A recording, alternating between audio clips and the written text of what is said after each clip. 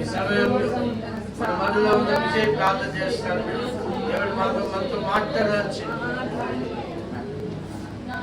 మహాపరిశుద్ధుడా యేసయ్యా, మీ పాదాలకు వందనాలు నాయన. ఇదిగో ప్రభువా, ఈ పునరుద్ధార దినమందు నాయన మీరు మాతో మాట్లాడండి నాయన. మా ముందు మీరుండి నడిపిస్తున్నారని విశ్వసిస్తున్నాం ప్రభువా.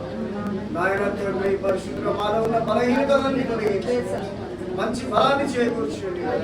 ఈ సంఘం చుట్టూ, ఈ సంఘంలో ఉన్న బిడ్డల చుట్టూ ప్రభువా మీ కంచే కాపుదల వేయండి నాయన. ఈ మందిరం చుట్టూ నాయన మీ కాపుదల ఉంచండి. ఎటువంటి చీకటి శక్తులు మా మధ్యలో తిరగాడుతు నాయన మీ వెలుగును ప్రకాశింపజేయండి.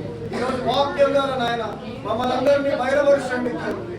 మీరు అక్కడ వచ్చేంత వరకు తండ్రి నాయన మేము పరిశుద్ధులుగా ఉండి నాయన యేసయ్య మీ పాదాల చెంత నాయన మంచి సాక్షులుగా లేవనెత్తమని వేడుకుంటున్నారు ప్రభా.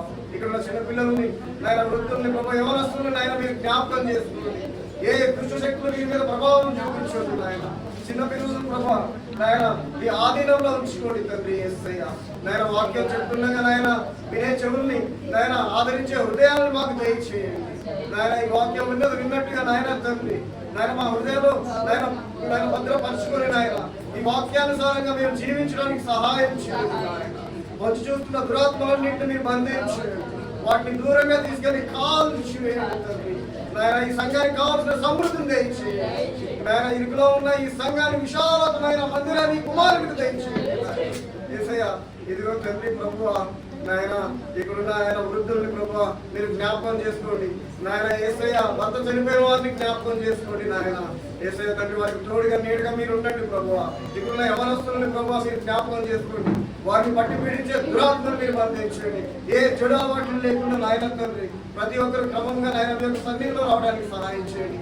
ఎవరైతే రాలేకపోయారో వస్తున్న వారిని అడ్డుగా ఉన్న దురాత్మలన్నింటినీ మీరు నాయన తండ్రి బంధించండి నాయన. వారందరినీ ప్రభువా నాయన మీరు తీసుకురమ్మని వేడుకుంటున్నారు ప్రభువా. ఈ నూతన సంవత్సరంలో నాయన ఈ యొక్క మందిరానికి 50 నూతన ఆత్మలను ప్రభువా మీరు ప్రవేశపెడుతున్నందుకు నా తండ్రి మీ నామానికి మహిమ కలుగునుగాక.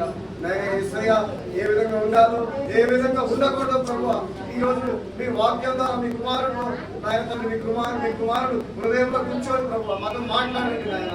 నాయన ఈ విధంగా ఉండాలని మీరు మాకు దయచేసి సెలవుమని యేసు నామమున వేడుకుంటున్నాను పరమ తండ్రి. ఆమేన్.